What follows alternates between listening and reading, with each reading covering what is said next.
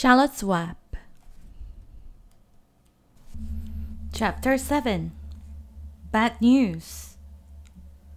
Wilbur liked Charlotte better and better each day. Her campaign against insects seemed sensible and useful. Hardly anybody around the farm had a good word to say for a fly. Flies spent their time pestering others. The cows hated them. The horses detested them. The sheep loathed them.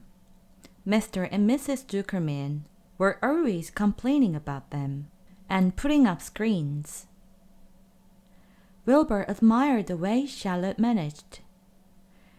He was particularly glad that she always put her victim to sleep before eating it.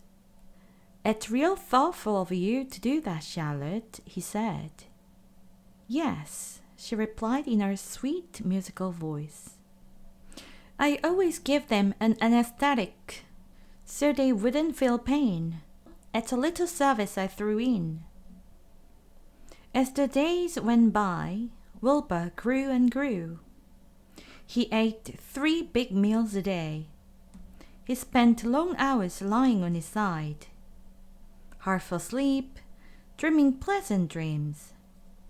He enjoyed a good health, and he gained a lot of weight. One afternoon, when Fun was sitting on a stool, the oldest sheep walked into the barn and stopped to pay a call on Wilbur. "Hello," she said. "Seems to me you're putting on weight." "Yes, I guess I am," replied Wilbur. "At my age, it's a good idea to keep gaining." "Just the same, I don't envy you," said the old sheep. "You know why they are fattening you up, don't you?" "No," said Wilbur. "Well, I don't like to spread bad news," said the sheep, "but they are fattening you up because they are going to kill you, that's why." "They're going to what?" screamed Wilbur. Fun grew rigid on her stool. "Kill you.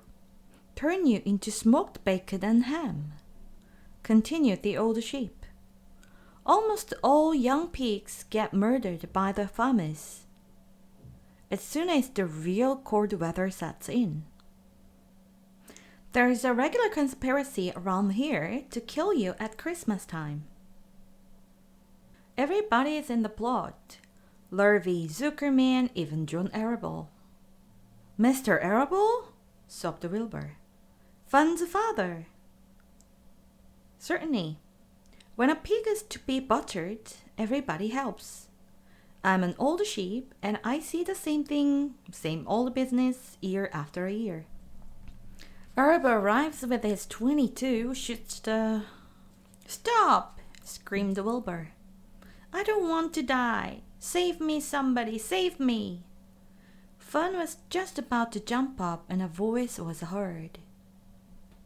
"Be quiet, Wilbur," said Charlotte, who had been listening to this awful conversation.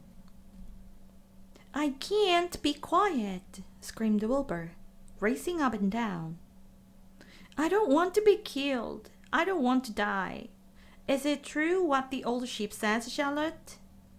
Is it true they are going to kill me when the cold weather comes?" "Well," said the spider, plucking thoughtfully at her web, "the old sheep has been around this barn a long time. She has seen many a spring pig come and go.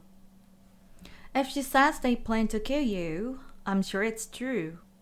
It's also the dirtiest trick I ever heard of. What people don't think of." Wilbur burst into tears. "I don't want to die," he mourned. "I want to stay alive, right here, in my comfortable manure pile with all my friends. I want to breathe the beautiful air and lie in the beautiful sun."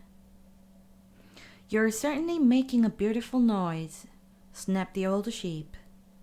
"I don't want to die," screamed Wilbur, throwing himself to the ground. You shall not die, said Charlotte, briskly. What, really? Cried Wilbur. Who's going to save me? I am, said Charlotte. How? Asked Wilbur. That remains to be seen. But I'm going to save you, and I want you to quiet down immediately. You're carrying on in a childish way. Stop your crying. I can't stand hysterics.